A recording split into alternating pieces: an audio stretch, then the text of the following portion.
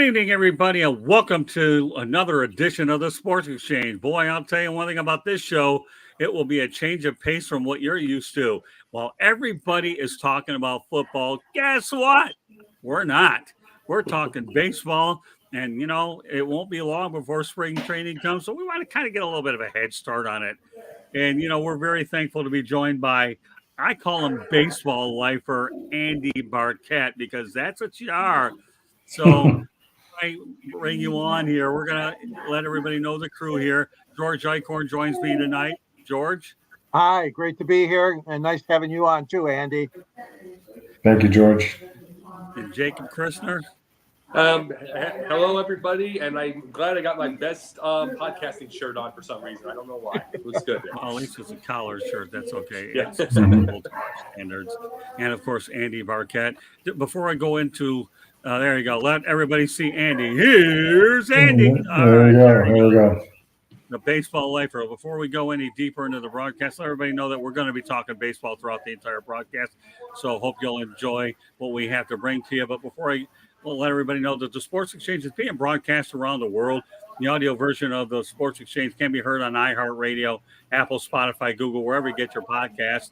Please hit the red subscribe button on YouTube South Florida Tribune. We're striving for more subscribers.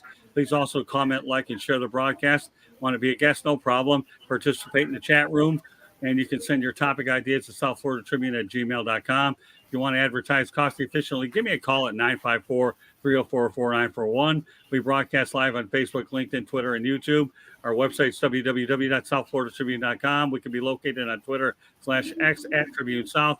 Candy Ebling is producing the show. And I have a book out there called Lessons from the Microphone, Tuning into the Enduring Wisdom of Visionary Leaders. Pretty much talks about old school media versus new school media, available on Kindle and Amazon. All right, now that I got those out of the way, I want to let everybody know here that we're going to talk some baseball with Andy Barkett. And there's George Eichhorn. Thank you very much for flashing it. And George, have you read the whole thing yet? Make it through the end? Oh, yeah. It's great work. Great job, Scott. And you wrote the foreword on it. Okay. Yeah. With that said, let's turn over to Andy Barkett for a moment. And Andy, why don't you give everybody a little bit of background on yourself so the audience can get to know you? I appreciate that. Thanks for having me on, guys. And thanks for making me a part of the Sports Exchange. So I'm from Miami, Florida. Originally, I went to Killian High School, grew up in the Kendall area, Southwest Miami area. And heck, it seems like a whole nother lifetime ago. Went to North Carolina State University, played 4 years there, got a chance to play on the United States national team where I was the backup first baseman to Hall of Famer Todd Helton, who recently was inducted the other day. So I'm super proud of Todd. And I was proud to be his backup. Now looking back on it, 30 years ago, I was kind of chapped that I wasn't getting a chance to play. But you know what? I guess if I play behind a Hall of Famer, that's okay. So from there, I started a professional baseball career that I thought was just going to be like 1 year, and I'd get back to NC State and go be a graduate assistant and try to get a degree. And it's now turned into 29 years of coaching professionally or in college, a little bit at the major league level as a player.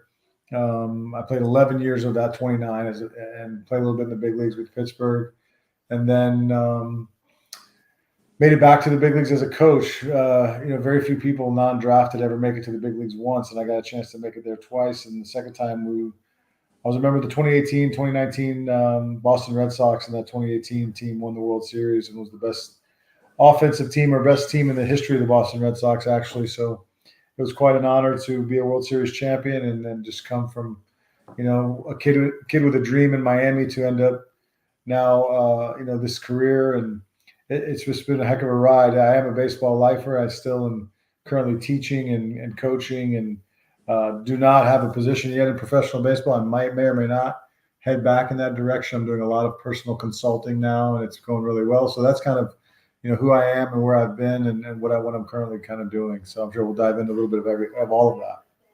Well, I mean, right now, you have an opportunity to relax and enjoy time with the family. It's not the worst thing on the planet to be able to go out there and enjoy time with your family at a time where you really spend a lot of time away from them.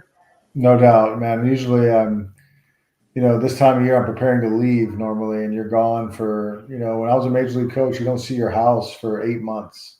You leave in February and you may get to fly home on some off days here and there, but really you don't see your house again until especially winning the World Series.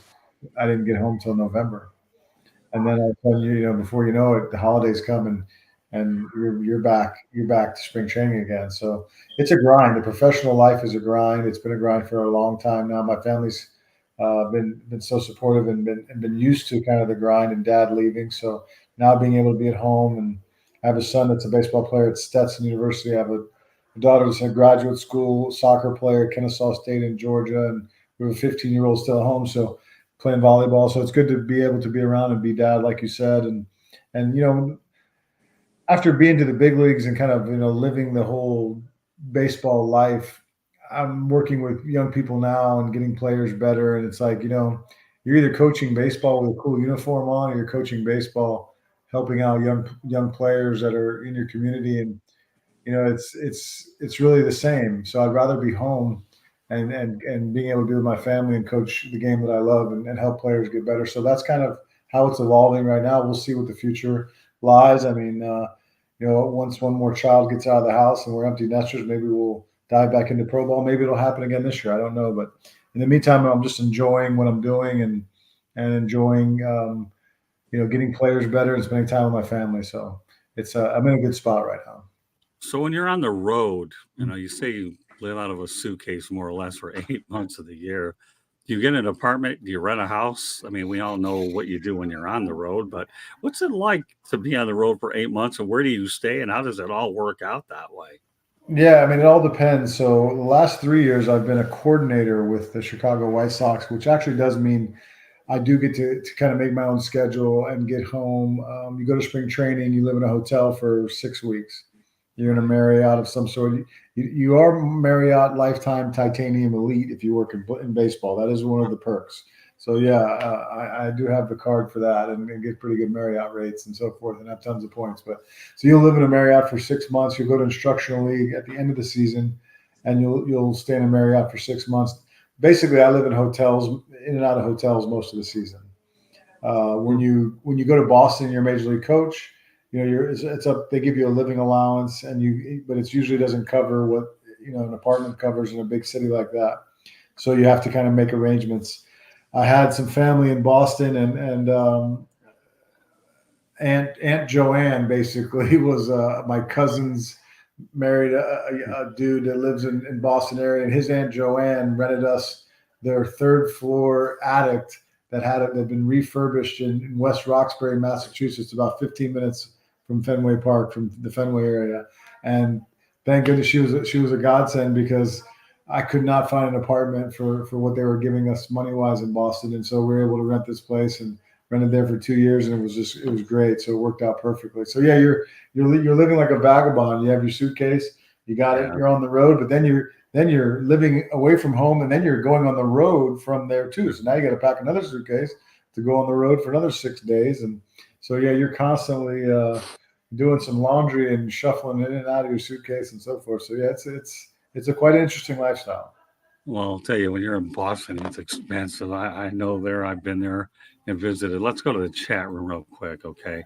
Wayne Weinstein says, and he knows you've been come out there and help the people in Pompano Beach High School, their baseball team. There's a local guy that certainly knows a lot about the Broward County, the Tri-County area. I don't know. You think you'd ever come down to Pompano Beach? I know you told me, what part of Florida are you in? I think Oviedo. Yeah, I'm in Oviedo. I've been working with lots of high school teams.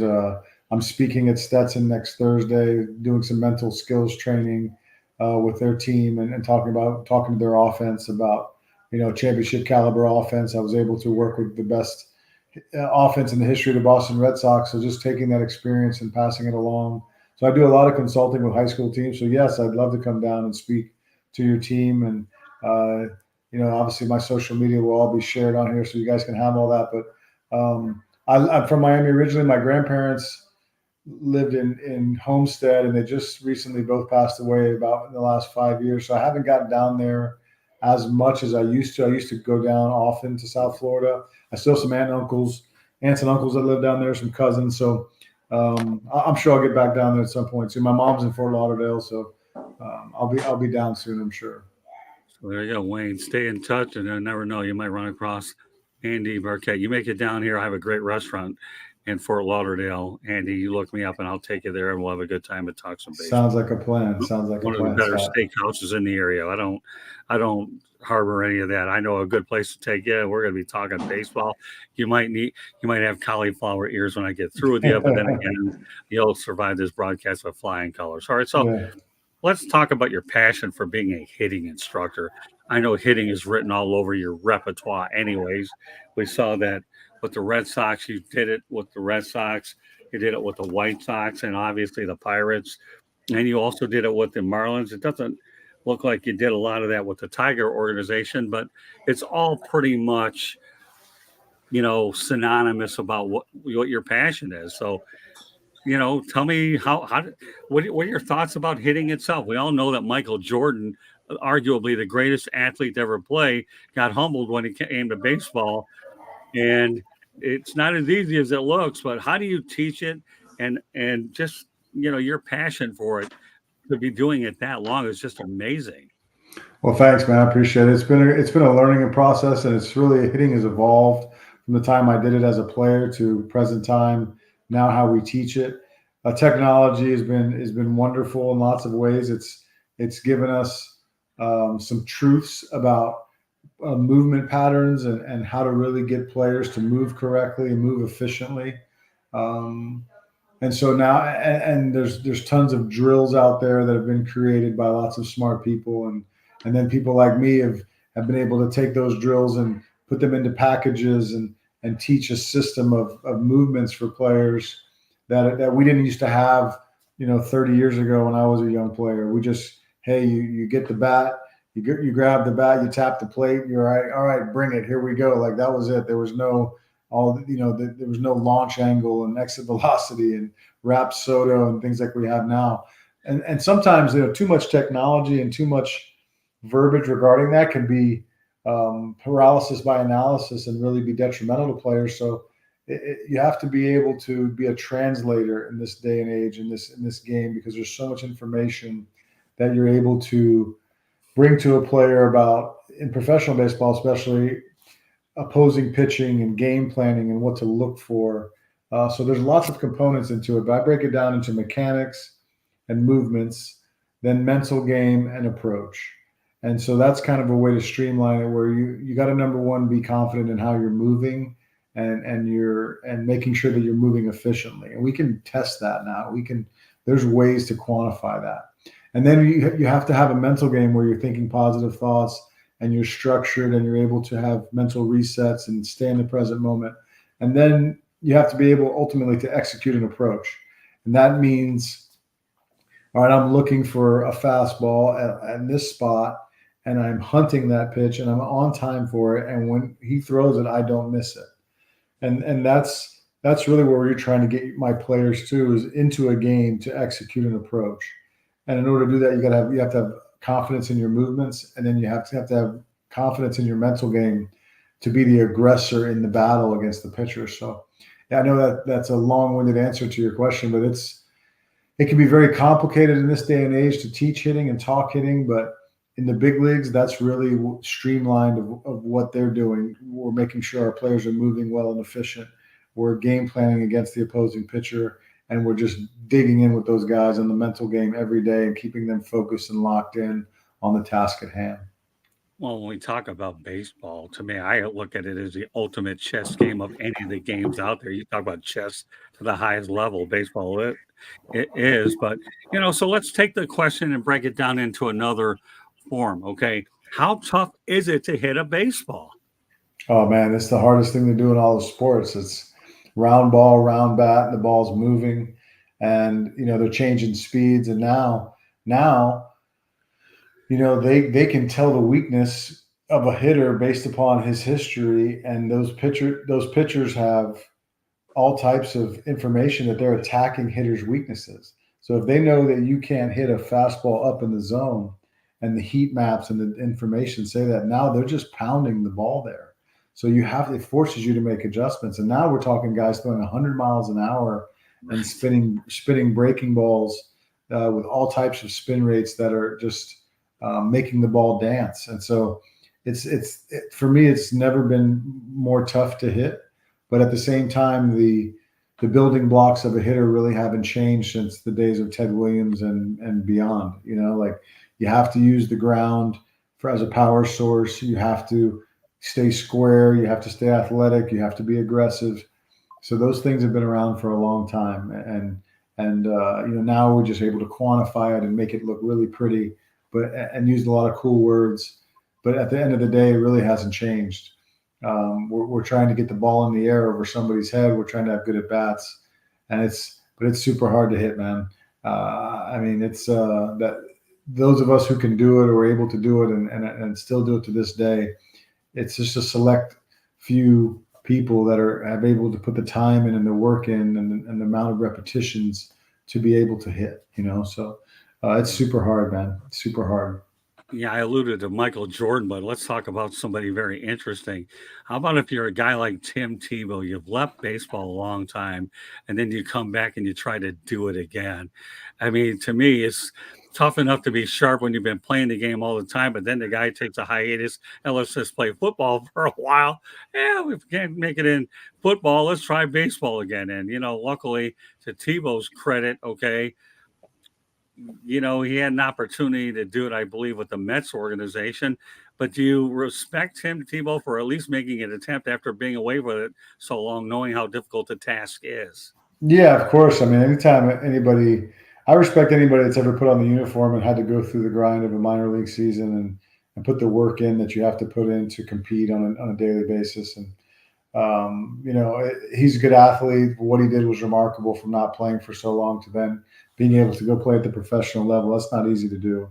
So, but at the end of the day, like, to play in the big leagues is a different story. It really is the best of the best, and those guys are elite for a reason, and they're there for a reason. And you can't just not play this game for a while and all of a sudden, think you're going to go play in the big leagues, no matter how good an athlete you are. That's why this is the hardest thing to do in sports. Yeah, Wayne Weinstein brings up an interesting comment in the chat room. So I'm going to address this with you. Use a tee to work on mechanics. Do you, as a hitting instructor, use a tee sometimes to try to employ that as a technique to try to help the swing and the timing and all that?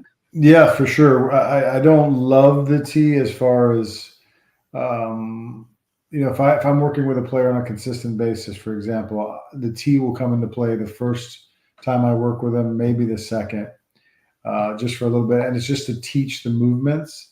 But then I really want that player to be able to execute those movements with a ball that's moving so that they're able to time the pitch and it can be more realistic. I do like the tee and when it comes to teaching certain movements and getting guys to learn how to do things correctly. But at the same time, I like drills that are more centered around the ball moving and changing speeds and velocities. But you know what? When I was a hitting coach and we had 13 players that were coming in every day, position players to the cage, and I called it the barber shop because it's you and me and we're in this cage and it's like you're my barber's chair. How do you want your haircut today? Well, this is the way I do it. So like Brock Holt liked the tee every day. Mitch Moreland liked the tee every day. Mookie Betts didn't like the tee. JD Martinez doesn't like the tee. So it's like different. Some of those dudes will use it and have it as a part of their routine. And so in that case, like I'm not going to argue with Brock Holt and tell him I don't want to use the tee. I'm like, yeah, man, go ahead. I want you to feel good and do your routine. Sure. So if that works for Brock Holt, then I'm okay with it. So I think there's a time and a place for the tee for sure. I wouldn't make it the meat and potatoes, but it's definitely on the plate somewhere. Okay, I'm going to talk about your Major League Baseball stops, and I'm going to have George and Jacob ask you a few questions. First of all, we'll talk about each of them individually. Just give me a little bit about what you got out of each experience. We'll start with the Detroit Tigers. Yeah, I mean, the Detroit Tigers, as a player, I was there in 2004 for the Toledo Mud Hens, and then was a manager in their system from 2007 to 2010. 2006 and 2010, great organization. The English D is I've always had a fondness for the organization after playing there and understanding the history of the Detroit Tigers and what it means to wear that English D on the uniform. And the guys that have come before you, I got a chance to be around Willie Horton and Al Kaline and and Larry Parrish and Lance Parrish, and so it was just a wonderful experience being around some of those great Tigers and understanding what that organization means. So yeah, I have a lot of fond memories of the Tigers organization, and they gave me a chance to play in AAA, and then they get a chance to manage in the minor league system, and super appreciative of the time that I had there. Well, I know you had an opportunity to go to Lakeland and Oneonta, totally two different places. Oneonta, I was there a couple of years ago. That's just outright beautiful there. It really is. Sure is, yeah. Anybody's ever been to Oneonta, it is absolutely gorgeous up there. Yeah. And Lakeland, we all know about the fact that Marchand Stadium is a spring training park, so stats don't get exaggerated too much there. All right, let's talk about the Miami Marlins. What did you get out of that situation? Well, the Marlins organization was, I got a chance to really manage some great players. I mean, I had Christian Yelich, JT Realmuto, Derek Dietrich, Marcelo Zuna. I could go on and on. Jose Fernandez for a short period of time, God rest his soul. It was we had a great run. We won a championship in 2014. I got a chance to watch. I got a chance to manage Realmuto for 2 years, 13 and 14, and watch him lead our team to a AA championship, and watch the evolution of one of the best players in baseball, especially behind the plate, before my eyes, which is pretty cool. And then being around Yelly for a year and getting a chance to send him to the big leagues. And I mean, we had from that 2013 team in Jacksonville, I think to this day, of the 40 players who made it on the team at some point throughout the season, I think 24 went to the big leagues at some point, which is incredible for a minor league team as far as numbers go. That many dudes played in the big leagues that year. So, or at some point that they did. So it was. We had a lot of talent when I was there with the Marlins.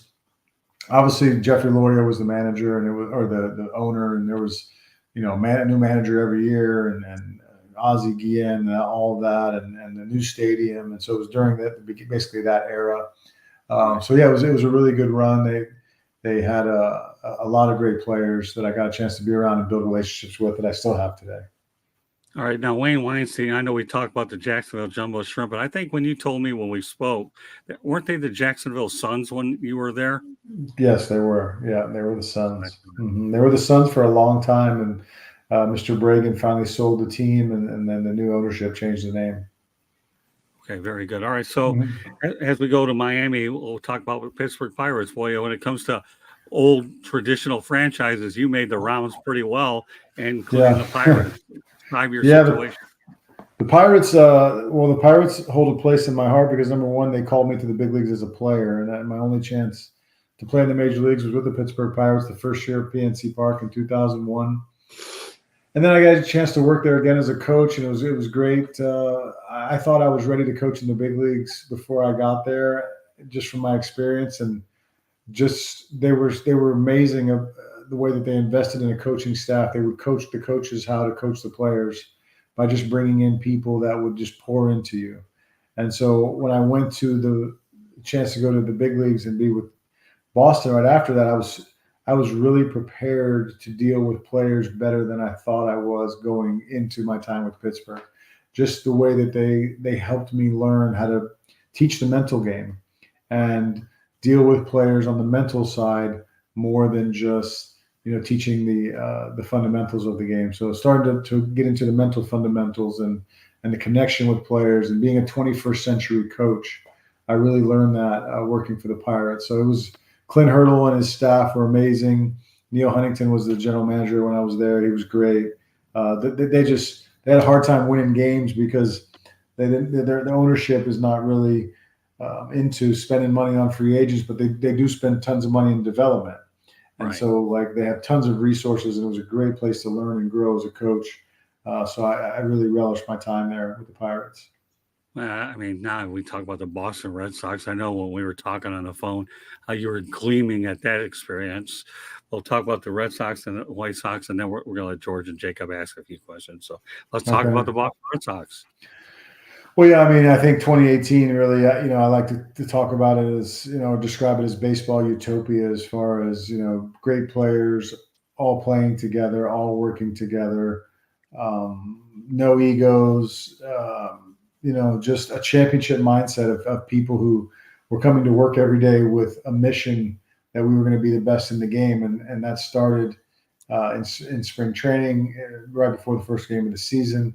It really gelled from there, and it never stopped. And this group, from day one of spring training until we won the World Series in LA, they never wavered as far as the routine and the process. Like, they just got after it every day. We were in the World Series in LA, and I remember thinking, I know I'm in the World Series, but like, I'm so focused on what we're doing and in our process every day and our game planning and what we have to do with Mookie and what we have to do with JD and what we have to do with this, like that we weren't even thinking that we were in the World Series. People are texting me, "Hey man, I see you. You're in the World Series." I'm like, yeah, but I got work to do. We were so focused, and I remember talking to Hunter Pence the next year. You get to work the All-Star game after you win the World Series. I got to be in the All-Star game as a coach, and I was in the cage with Hunter Pence, and he said he congratulated Tim Hires and I. Tim was the other hitting coach in Boston. He's currently with the Texas Rangers. They just won the World Series again. But he said, I know how much soul power it takes to win a World Series. So congratulations. And he'd won it twice with San Francisco. And I said, "Hey man, what did you say again?" And he said, "Soul power, man. Like, like every bit of your soul you put into it." And it's like so true. Every bit of everything that you can do, all of us, everybody was pouring into that every game, every day. And if you were Mookie Betts, the most valuable player in the American League that year, or if you were, a pitcher that is up and down from AAA and you need to throw 5 innings tonight just to save our bullpen, like that dude's just as important as Mookie is. And that was the feeling of that group. And so, it was just, you had players working together, collective learning, people feeding off each other, learning, growing off each other. It was really a special group. And obviously they did some amazing things and set some records and won 119 games. So it was pretty special. And you got a world championship ring that nobody can take away from you. That's right. Right. Your final stop, Chicago White Sox. I'll turn over to George after that.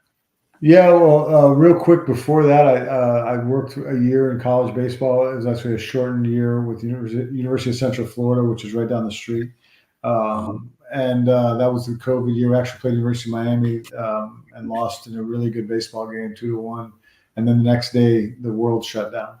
And so we were all kind of just in flux, obviously, for a while. And then following January, the Chicago White Sox called. Tony La Russa became the manager. Tony was with the Boston Red Sox when we won the World Series. And he and I became friends.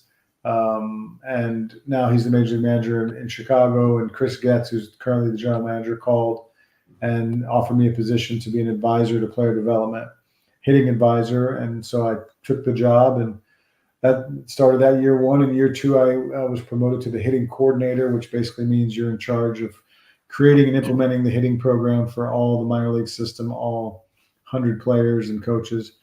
So I did that for 2 years. And then at the end of this past season, there were some changes within the organization. My contract wasn't renewed. So that's where it kind of left off. But it was a great run. I felt like we made a really good impact in the organization, and change is part of baseball. The major league team did not play well.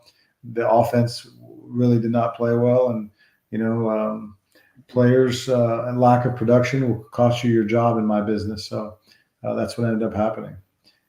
Okay. Turn over to George Eichhorn. You got a couple of questions for? Yeah, I sure do.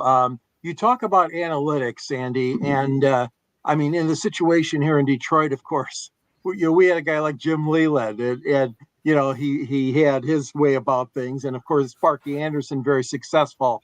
The old-time managers, are they having as much a difficult time as it appears that they are, as far as analytics and using those, obviously for the day in and day out grind of the major league season? I don't know. I feel like everybody's kind of having to adapt. I feel like when you're managing now, I think that like Buck Showalter seemed to have some issues with the analytic department in New York. To just a relevant example to what you're speaking about. And I feel like, I feel like those guys are super smart and they're able to run a ball club. Like Sparky, you mentioned Sparky Anderson. Pete Rose once said that Sparky Anderson was the best manager he ever had, and he said it was not because of anything else other than that Sparky was street smart and he knew how to get along with all different types of people. And it wasn't because he could, run a bullpen that's not why Pete Rose respected him. So then you have this person who has to manage all this group of people from all over the world and get them all to play together. And then yet now you have a analytics department who is producing information and putting it in front of managers and saying, okay, in this situation, this is probably what the numbers say is best. And this is what this number in this situation. And the manager really has to find a way to work together as a group with everybody so that we can all make the best decisions for the team and the player. I had to do this on a smaller scale, just being a hitting coordinator. It used to be a hitting coordinator was just, okay, I implement the hitting program and that's it. Well, now I meet with the director of analytics, with the biomechanist, with the kinesiology person, with the strength and conditioning people, and we're putting a plan together for the complete development of the player, not just this is how you're going to swing from now on. It's way deeper than that. So that's kind of how the game works on the inside, and all these major league managers are having to adapt to working with analytic departments and speak the same language and bridge the gap between technology and baseball people so that we can all find the best answer to win the game or help the player or help the team. Okay. And another question, just the other day, the Tigers signed a future hopeful, second baseman, Colt Keith, who is the number 2 prospect in their organization. And this isn't the first time this has been done, but giving a kid who's not even had a major league at bat a contract worth over $28 million, Andy. I mean, there are a lot of people even in Detroit shaking their head. That's not typical for the Tigers to go out and do that. But do you see that happening a little bit more, that they want to have this control, especially for a young talent like that? Yeah, I think that I think that owners and people who are running the books of contracts of teams want to make sure and try to get the player at the best discount they possibly can. So if their numbers are projecting and their analytics are projecting that player is going to cost them a certain amount of money in arbitration in a couple of years, that they can design a deal that's favorable for the club, that can, maybe looks like to the fan or to the casual observer, like, what are we doing giving this guy $28 million? But that might save him another $28 million 5 years from now or 3 years from now, when the guy has a big year and goes to arbitration. So I can see both sides of the argument. I mean, that would be unprecedented in the day that I played for somebody in the minor leagues to get a guaranteed contract. No shot that was happening. You're going to have to prove yourself 2 and 3 years. And I mean, it's a risk. I mean, you better be sure of the makeup of the player. What type of person is he? What type of human is he off the field? I mean, I'm sure that, there's some people in the Rays organization that I would think are not so happy about the contract they gave Wander Franco. And, you just never know what could happen with a player. And I'm not sure they're going to be on the hook for that. But the point is when you're investing in somebody that's young like that, there's a lot of unknowns. And on the other side of the coin, AJ Hinch is a friend. I know that he's involved in many of the decisions that are going on in Detroit. And I would think that if they gave that young man that contract, which they did, AJ was a part of that and, confidently felt like that was the best decision for the organization. So, it's just the economics of the game have changed the way that things are run now. So this now is becoming more and more common in our game. By the way, Okay, hello, Ralph thank you. Williams. And by the way, you have a guy from Pittsburgh, Ralph Williams, who says hello, guys. So he's an avid Pirates fan. All right, George, what else do you have? Well, the only other, and then again, I'm talking about some old Detroit guys, but I'll tell you what, one of the guys I always admire, Dave Dombrowski, and I know Dave had an open checkbook, from Mr. Illich, but I'll tell you what, as far as team presidents and executives go, his track record has been fantastic, and I'm sure you've crossed paths, obviously, with Dave Dombrowski.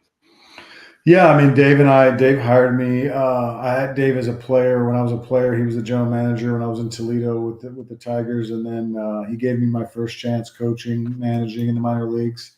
So yeah, and then we were together in Boston, and when we won the World Series. So I've been around Dave, worked with Dave, very close. Dave is a Hall of Famer. He's a Hall of Fame general manager. He's World Series champion. He knows how to build a team. He knows about the makeup of the player, about how he knows how to get along with all different types of people. He knows how to win. He knows the formula for winning, and he just he really enjoys and loves and respects the game of baseball and his place in it. So it was a pleasure working for him for sure. Thank you very much. Back to you, Scott. Okay, well, now I'm going over to Jacob. Hey, Andy, got a couple questions for you. You're the hitting guy. Yeah. But I want to ask you you're the hitting guy, but I want to ask you an organizational and pitching type question first. Okay. Just basically off the major leagues now. Like my personal preference is like the placement pitcher. Jamie Moyer, let's see, Greg Max, obviously. Most recently, Kyle Hendricks. Those are my kinds. I love we call it the professor, the geniuses. We can think of those guys. What keeps an organization from getting, quite a few of those type, placement pitchers, knowing that after 100 pitches, it's going, they're going to leave and they have to use 4 people in their bullpen in a game. But with 162 games, what keeps organizations from using quite a few placement pitchers and to be able to pitch, maybe because sometimes you'll get a 90 pitch complete game. You get all of those. Maybe you can get a few of those a year. You might get 7 or 8 of them if you did it right. So what keeps them from getting so many of those? Is it a business deal of wanting a power pitcher and somebody to get in the stands? Or is it just, are they afraid to be able to give up runs and take the risk? I think number one, stuff. If you ask people within baseball, stuff rules. They're gonna say that they want stuff over pitchability 99 out of 100 times, because pitchability, if there's mistakes made, there's not enough stuff to get big league hitters out. If you have stuff, you have room for error to get big league hitters out. And the other part of the coin is the Tom Glavins, the Greg Maddux, the Kyle Hendricks of the world. There's not lots of them. You know what I mean? There's not lots of dudes walking around that can freaking pitch like that. Like those dudes are gifted to be able to, throw the ball, in a gnat, basically where a gnat lands in his glove, like they can hit that spot every time. Like that's not easy. So I feel like number one, there's just a shortage of people who can do that. And then secondly, you ask major league managers or general managers, like they're not going to get beat with a guy and throw an 89, 90 unless he does not miss his spot. There's too much money on the line for those guys. They want to, if you're going to get beat, then you're going to get beat throwing 99 and with somebody who's got power stuff. So I would say that that's probably the thought process of most teams. Okay, good. And this is a 1B question before I get to my final one. Did you ever have your Crash Davis moment? Like, I had 21 days. There was, we're in the hotels. They were nice sort of deal. Yeah. I had 30 days. Yeah. I mean, yeah. Of course, I don't talk about my big league playing career very often because it was only 30 days long. And, but yeah, it was pretty cool. You go from, I was in Oklahoma City and it was a day game. And I was a visiting player for Nashville, and I was mad I didn't start. I for some reason wasn't in the lineup. And then the manager came up to me and he said, "Hey, you're going to pinch hit in the 9th inning if so-and-so gets on base." Well, so-and-so got on base, so I get ready to go pinch hit.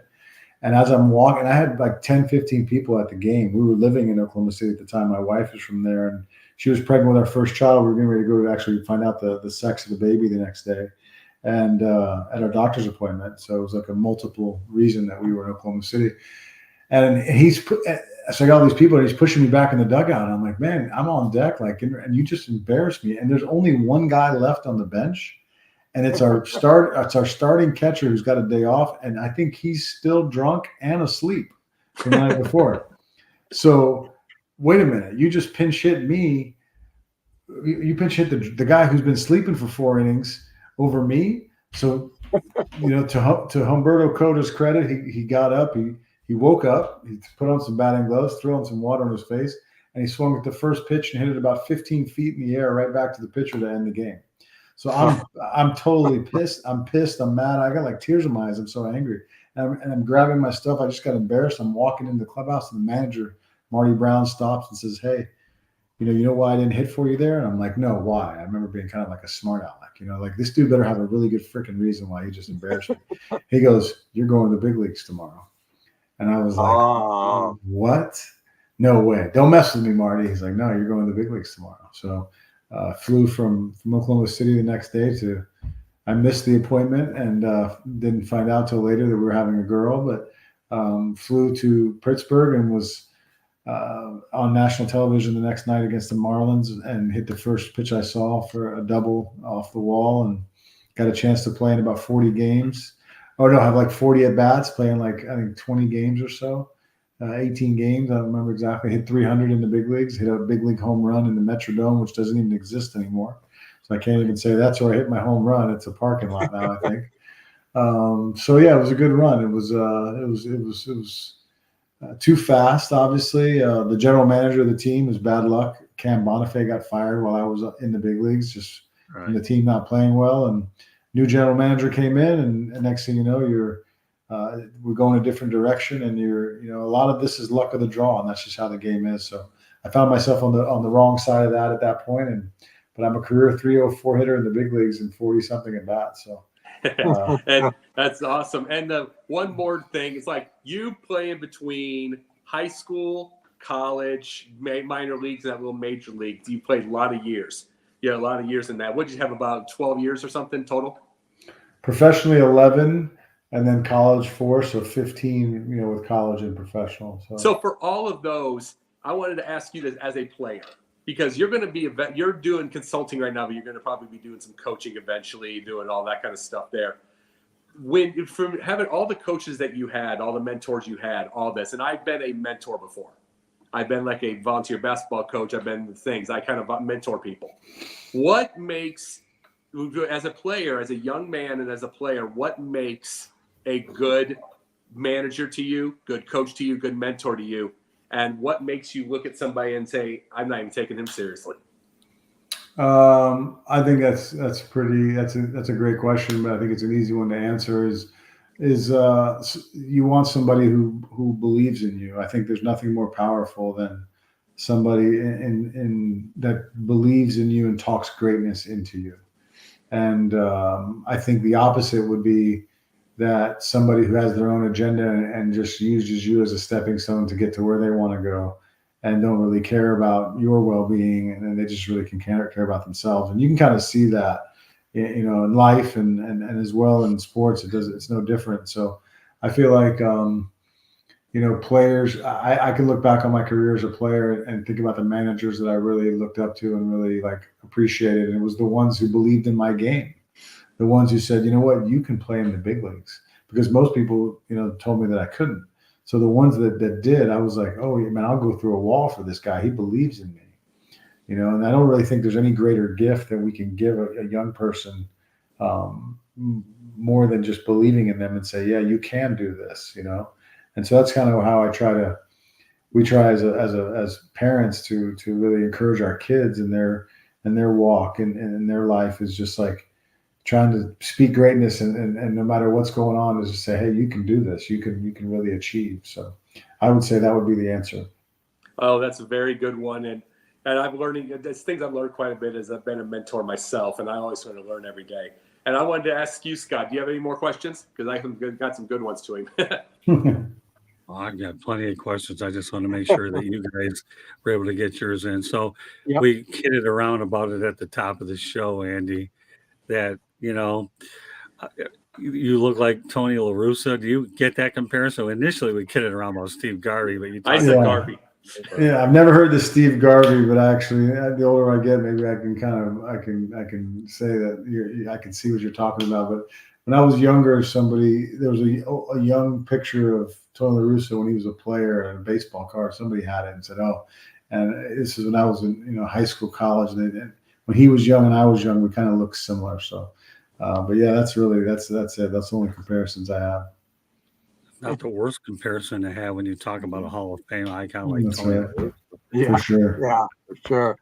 So the Miami Marlins made a very interesting hire recently, appointing Rachel Balkovec as their director of minor leagues. And I know that she managed the last 2 seasons with the Tampa Tarpons of the Yankee organization.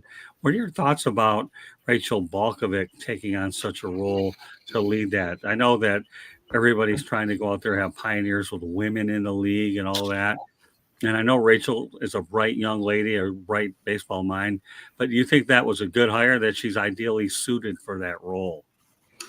Yeah, I mean, I don't really know her well. I actually am waiting for a call actually from her. So if she's listening, Rachel, make sure don't forget me, give me a call, because I know there's some openings in the Marlins organization that Gabe Kapler and I have been texting about and so forth. So hopefully I get a chance to meet her and talk to her soon. But I think that the game has really evolved and changed in the last 10 years or so. And whereas 10 years ago, not necessarily even the fact that she's a female, but it's more that to be a farm director 10 years ago, you had to be in the game for a while and you had to have worked in lots of different roles for a while. And no disrespect to Rachel or her journey, but she's, was a strength coach for a few years and then a hitting coach for a couple of years, and then a manager for a couple of years.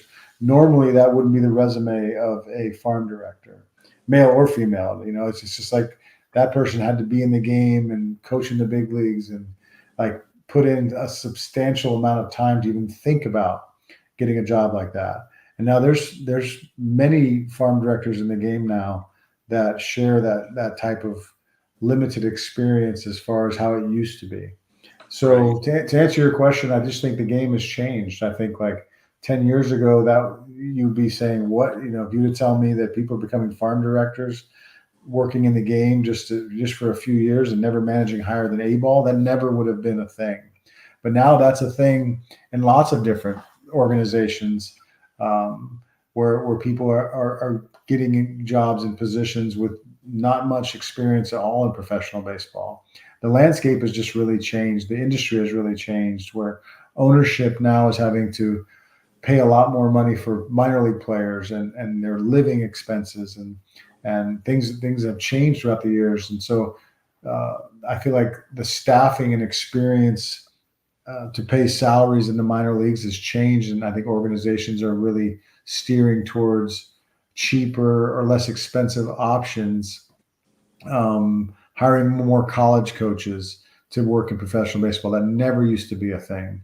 Very rarely would a college coach work in professional baseball 10, 15 years ago. Now I would say half of the industry is college coaches and people who have never played professionally. And it used to be you could not work in professional baseball unless you played professionally at a high level, or at least for a while. And that's the script's completely flipped. So, I heard Rachel is has a lot of feel and knows how to deal with people. And I know some friends over there that says she's been great so far. I'm sure she's going to do a great job. I'm sure she has an excellent skill set. But just to answer your question, it's just the kind of the way that baseball is now, that people who don't have to put in the time that they did before to get certain jobs, where that used to just never happen. So I'm sure she's going to do a great job. She's obviously, once you've managed in the minor leagues 140 games, which she's done twice, your skin gets a little bit thicker and you learn how to deal with all different types of situations. So I'm sure she's kind of seen it all and able to handle it all. And I'm sure she's going to do a great job.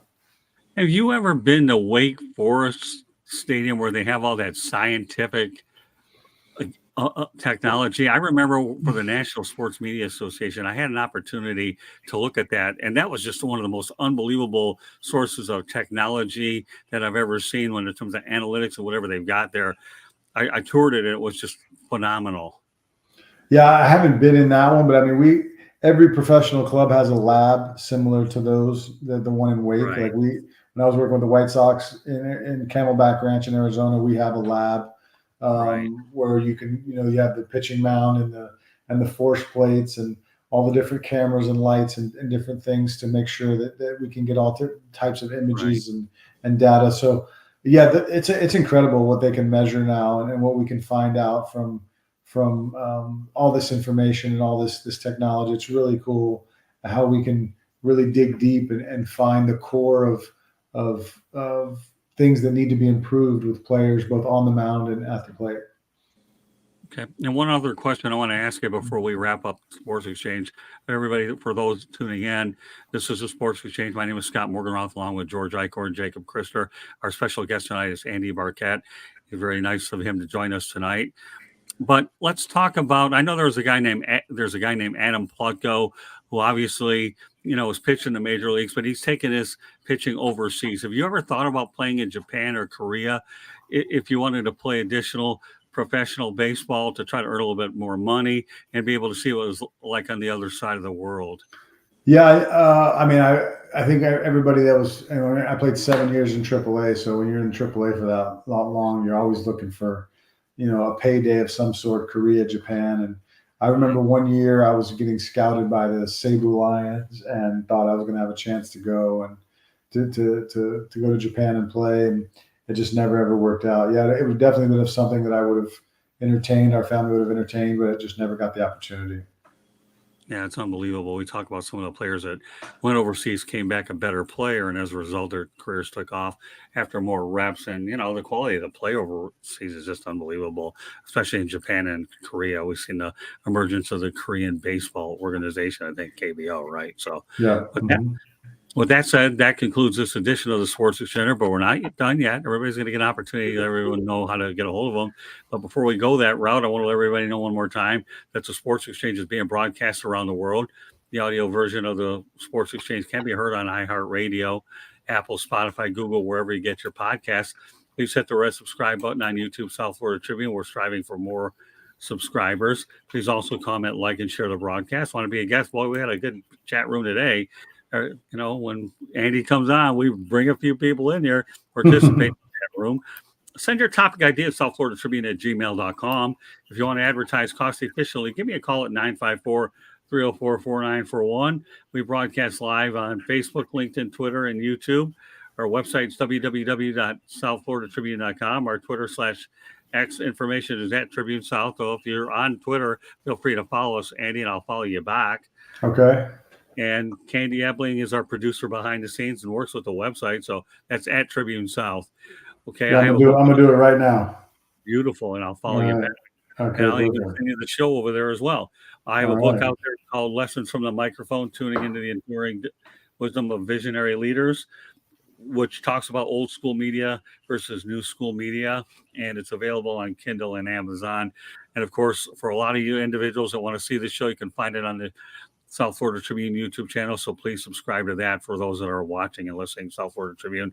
We put all of our shows for every show out there. All right, George Eichhorn, we're going to let Andy give his contact information last because I'd like to leave everybody with a lasting impression of our guest who was kind enough to join us tonight. George, let everybody know how they can get a hold of you. Yeah, you can get a hold of me. You'll find me on the South Florida Tribune under the Motor City Tribune.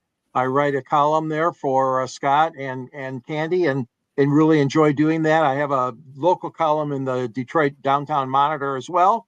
You can see me at email me rather at gicorn@yahoo.com and SNGsports99 at Twitter, and look for me on any number of the shows here.